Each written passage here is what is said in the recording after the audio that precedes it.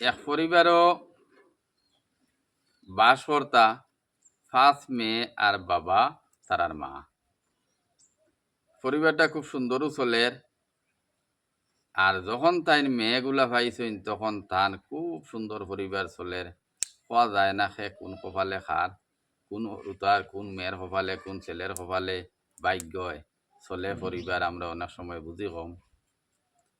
তখন ও চলের একদিন বাবাই কইলা মেয়ে 5 জনরে ডাকিয়া বলে আচ্ছা কৌ চাই তোমরা খার কপালে খারায়। তখন সবে এক এক করে চাইরো মেয়ে বড় চাইরো মেয়ে কইলা বলে আমরা বাবর কপালে খাইয়া, আপনার কপালে আমরা খাইয়া, আপনার তকদিরে। আর ছোট মেয়ে কইল উঠিয়া না, আমি শুধু আমার কপালে খাই আর মা বাবার কপালে আর সামাজিক কপালে আর এইসব জিনিস আমি বুঝি কম। আমি আমার কপালেও আমি আমার খাইয়া। বাপর একটু গুছা উঠলো, কত কষ্ট করি তারারে ফালিয়ার খাইয়ার তুন কোন দিন রুজি করলেনি আর তোর কপালে খালি কস খারে, এটা কিরা তোর মাত মাতিলে। বাপর বুড়াই আইছে, বাপে কইলা বলে ও চাইর মেয়ে আমার তৈয়া ইগু নির্বাসী দিলাইতাম, ইগি আইজ মানছে না খাইল মানত না। যখন তান পরিকল্পনা করলা যে নির্বাসী দিলাইতাম, মায় বুঝাইলা বলে তোরে তো ওলা ওলা অবস্থা হতরা বলে যাও করুক এখানে মারিল কুয়া। আমি প্রত্যেক মানুষ যার যারির কপালে খাত, আমি ওলা আমার কপালে খাই আর বাপে খাবাইতে এটা সঠিক ঠিক আছে, এটা হইল নিয়ম। এখন উপযুক্ত হয়ে গেছি, এখন আমি বুঝতাম পারি আর গতিকে আমার কপালে আমি খাই আর কোনো অবস্থায় মানলো না। একদিন সারাই বেরিয়া লইয়া বাপে লইয়া গেলা জঙ্গল নিয়ে ফেলাইয়া আইলা। জঙ্গল ফালানির বাদে এখন আর হর্তকিতা মেয়ে মানুষ এক গাছর তলায় বই রইছে। তখন এক জমিদার তাইন গেছেন শিকারে, জমিদারর ছেলে। তখন জমিদারর ছেলে এত পয়সা করিয়ালা, টাকার অভাব নাই, তার কোনো জিনিসের অভাব নাই। বন্ধুরে লইয়া গেছে তোমার ফাঁকি শিকারে, গিয়া ফাইলিছে ও মেয়েটারে ভাইয়া খাইনি সারা কইছে তুমি ন কিতার লগে। তখন এ কইছে তার উদ্দেশ্য হইল মেয়েটা তো জঙ্গল বাঘ বাল্লুক বা কোনো একটা মানুষেও যদি হরণ করে লিয়া যায় গিয়া, তা হইল আমার বাঁচানি দরকার, মানুষে বালা মানুষ। ও লইয়া গেছে কি বাড়িত নিয়ে বাবারে কইছে ওলা ওলা। বাবাই দেখছেন মেয়েটার খুব কয়দিন রাখছেন, রাখিয়া দেখলাম মেয়েটা এই ধরনের মেয়ে ভাবা হেরান আছে, নমাজে চলায় আচার ব্যবহার একটা মানুষত্বর দিক তার মাঝে ফুটিয়ে উঠছে। তাই কইলা এই মেয়েরে আমার ছেলের লগে রাখি দিতাম। তখন যাওকে সিদ্ধান্ত করিয়াও ছেলের লগে টানে এই মেয়েটারে তার ছেলের লগে দিলাইলা।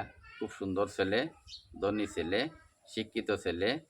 আর মেয়ে তো আর বাবাই পড়াইছই না, ওই একমাত্র গুণর কারণে আর তার বিয়া শাদী হয়ে গেল।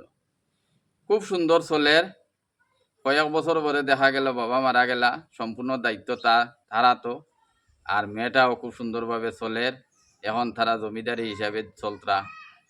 এদিকে যে চাইর মেয়ে আসলা বাবাই লইয়া, তখন বাবা মারা গেলা, মা মারা গেলা, চাইরও মেয়ে বিয়া শাদিও ওইছে, ওইলেও সেও ছাড়াছাড়ি ইয়া বাড়িতে আইসইন, নানান একটা শতবত ধরছে।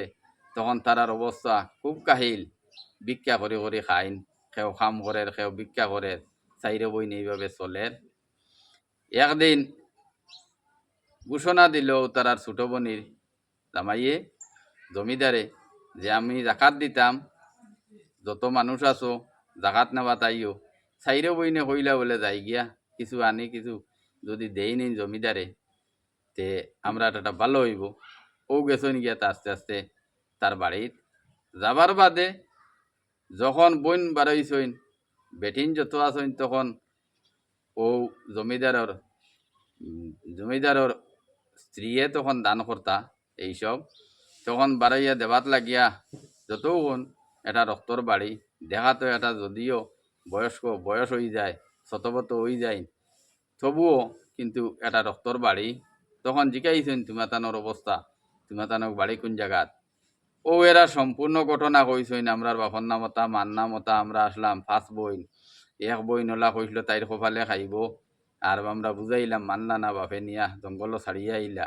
আজ বইন গো কই জানি না, হয়তো বাঘে খাইছে আর না কিতে হইছে, মারা গেছে। আর আমরা 4 বইন আমরার কপালে খাই কইয়া ও হলো অবস্থা আমরা ও পর্যন্ত।